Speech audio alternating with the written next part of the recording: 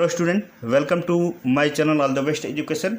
इस वीडियो में पॉलिटेक्निक प्रवेश परीक्षा 2023-24 में आने वाले प्रश्नों पर ध्यान देंगे जो इम्पोर्टेंट है। ठीक है, तो ये विज्ञान से रिलेटेड है। इसमें गति के टॉप 10 क्वेश्चन के बारे में पढ़ेंगे जो सबसे इम्पोर्टेंट है। बस आपको ये करना है कि इस वीडियो के अंत तक देखना है और प्रश्नों पर विशेष प्रकार के ध्यान देना है। ठीक है, तो ध्यान दीजिएगा। पहला प्रश्न कौन सा है, ध्यान दें। मोशन गति का है। चाल समय ग्राफ के ढलान से ज्ञात करते हैं।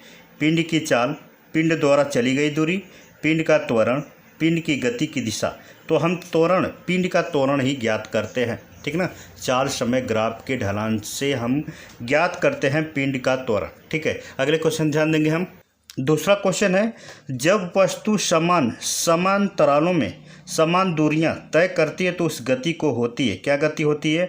अमृत गति, त्वरित गति, असमान गति, एक समान गति। तो यह त्वरित गति कहलाता है। जब वस्तु समान समयांतरालों में समान दूरियां तय करती है तो हम त्वरित गति कहते हैं। ठीक ना, अगला है, तीसरा है, ध्यान दीजिएगा। एक लिफ्ट नियत वेग से नीचे उतर रही है। एक व्यक्ति लिफ्ट में एक सिक्का उछालता है।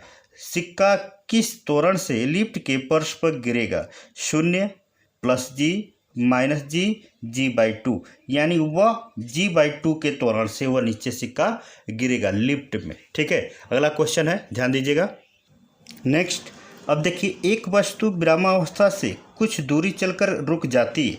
वस्तु के प्रारंभिक तथा अंतिम वेग का अंतर होगा 0, अनंत, 1, इनमें से कोई नहीं। तो इनमें एक चलकर जब रुक जाती है, प्रारंभिक तथा अंतिम वेगों का अंतर एक ही होगा, एक ही समान होगा। ठीक है, अगला है, एक गतिमान पिंड समय के वेग के अनुक्रमानुपात में दूरियां तय कर रहा है। पिंड का त्वरण होगा बढ़ा रहा है, घट रहा है, 0 है, नियत है। तो इसमें घटेगा। ठीक है ना, घटेगा। बी ऑप्शन इसमें सही है। ठीक है, अगला क्वेश्चन चलते हैं। देखिए, अगला है, एक वस्तु, ठीक ना, एक वस्तु एक समान वेग से चल रही है। इसका त्वरण होगा, ए होगा, 0 होगा, जी होगा, इनमें से कोई नहीं होगा। ठीक है ना, एक वस्तु एक समान वेग से चल रही है तो इसका त्वरण क्या होगा? 4 ऑप्शन है, हमें जरूर कमेंट करें कि छठवां क्वेश्चन का कौन सा ऑप्शन ए सही है, बी सही है, सी सही है या डी सही है। आपके पास यहाँ पर ऑप्शन है, जरूर हमें कमेंट करें। ठीक है ना, अगले क्वेश्चन ध्यान देंगे। नेक्स्ट, एम्पियर विद्युत धारा का मात्रक होता है GCGS पद्धति में, FPS पद्धति में, SI पद्धति में, MKS पद्धति में। इनमें से कौन सा ऑप्शन होगा? SI पद्धति में, सभी लोग जानते हैं, सिंपल सा है। अगला क्वेश्चन है, देखिए, अगला है, वार्नियर कैलिपर्स का अल्पतम माप क्या होती है? 0.01 mm, 0.02 mm, 0.08 mm, इनमें से कोई नहीं। तो 0.02 mm पर ओवर रहता है। ठीक है, इसमें ध्यान दीजिएगा। वार्नियर कैलिपर्स का अल्पतम मान क्या होती है? तो 0.02 mm होता है।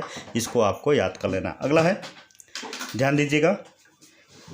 स्क्रू गेज किस सिद्धांत पर कार्य करता है? माइक्रोमीटर पर, वार्नियर पर, पेंच पर, इनमें से कोई नहीं। तो ये पेंच पर काम करता है। इस पर आपको अच्छी तरह ध्यान देना पड़ेगा।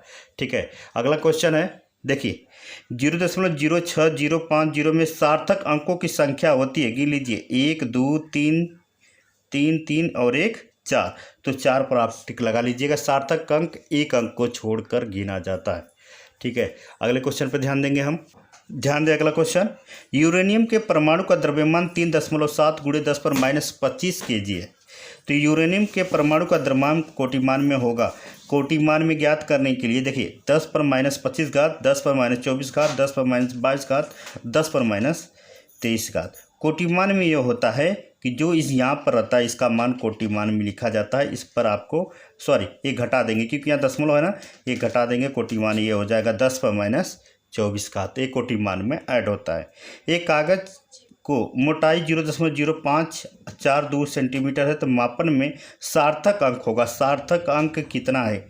ठीक है, तो गिन लीजिए, 1, 2, 3, 3 सार्थक अंक है। 3 पर हम टिक लगा लेंगे। ठीक है ना, तो यह 12 क्वेश्चन बहुत इंपॉर्टेंट है। आपको ऐसा ही क्वेश्चन को सॉल्व करना है और हाईबिट करना है। ठीक है ना, ये वीडियो कैसा लगा जरूर हमें कमेंट करें। अगले वीडियो मिलते हैं। नमस्कार। ध्यान दीजिए।